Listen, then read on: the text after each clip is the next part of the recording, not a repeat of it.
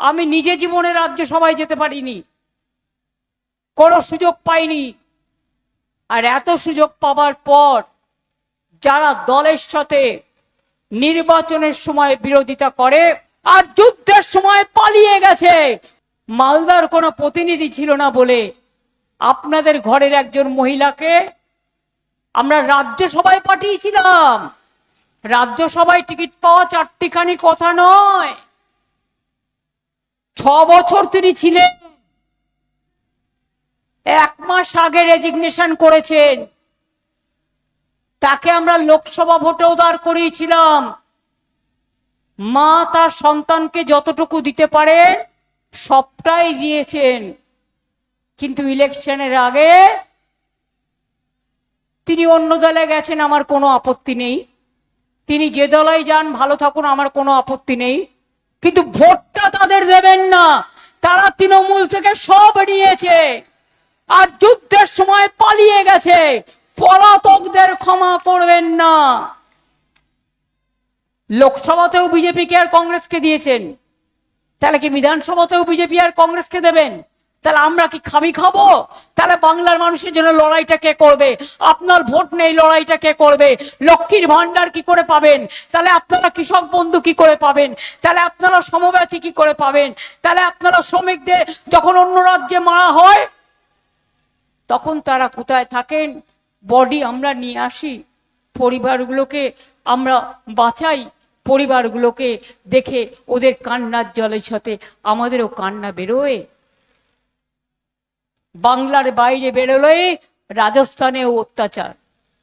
ব্যাঙ্গালোরে কংগ্রেস রাজ্যে অনেক পরিযায়ী শ্রমিককে বাংলা ভাষায় কথা বলার জন্য যেমন বিজেপি রাজ্যে অত্যাচার করা হয়েছে, ব্যাঙ্গালোরে কংগ্রেস রাজ্যেও করা হয়েছে। তামিলনাড়ুতেও সরকারে কংগ্রেস আছে, স্ট্যালিনদের সাথে ওখানেও অত্যাচার করা হয়েছে।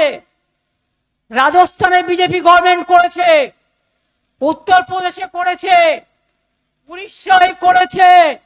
তখন আপনারা কোথায় ছিলেন? একটি কথাও বলেননি, পরিবারের পাশে দাঁড়াননি। আপনারা তখন মালদার আমও খাচ্ছিলেন না, আমসত্ত্বও খাচ্ছিলেন না, তখন ছিল আঙুর ফল টক। আর এখন হয়ে গেছে আপনাকে একবার এমপি করলাম, আপনাকে জেতালাম রাজ্যসভায়, ভোটে লড়ে নয়, আপার হাউস এমএলএদের ভোটে ইলেক্টেড হলো। এই আব্দুর রহিম বক্সি ভোট দিয়ে জিতিয়েছিল, সমর্দা ভোট দিয়ে জিতিয়েছিল এমএলএদের ভোটে। আমার ভোটটাও আছে। আর যখন ইউনানিমাস হয়, কন্টেস্টই হয় না, তখন তো আরো 14 আনা পড়ে পাওয়া। আমি নিজে জীবনে রাজ্যসভায় যেতে পারিনি, কোনো সুযোগ পাইনি।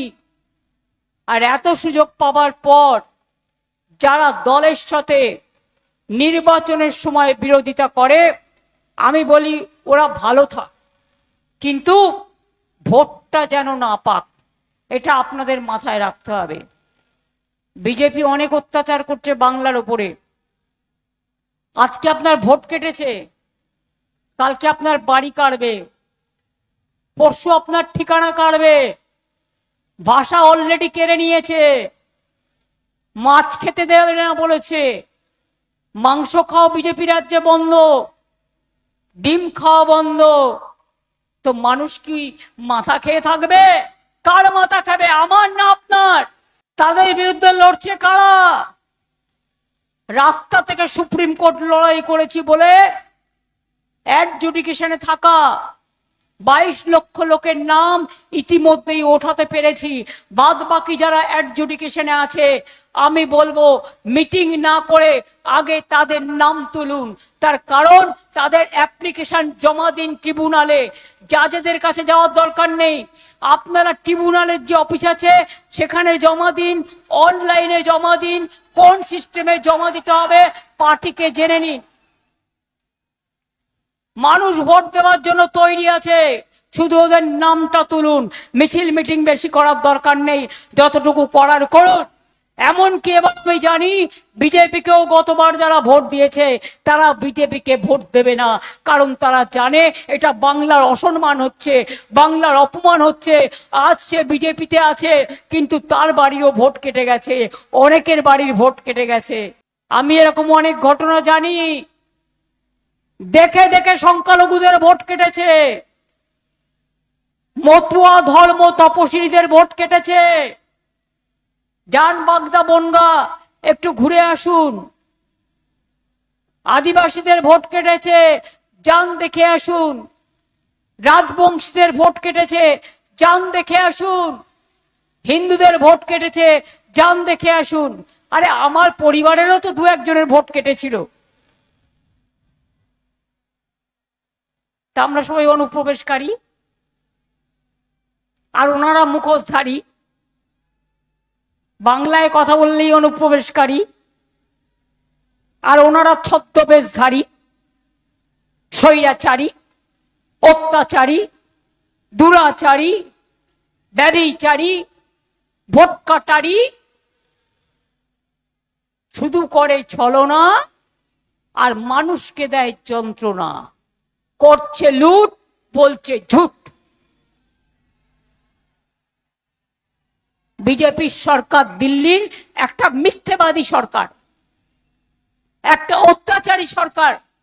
শুধু জিনিসের দাম বাড়ায় আর মানুষের জীবন নেয়, শুধু জিনিসের দাম বাড়ায় আর মানুষকে বেকার করে দেয়, শুধু আত্মপ্রচার করে, অনেক টাকা কাগজে বিবৃতি দেয়, প্রচার করে ছবি দিয়ে মিথ্যে কথা বলে।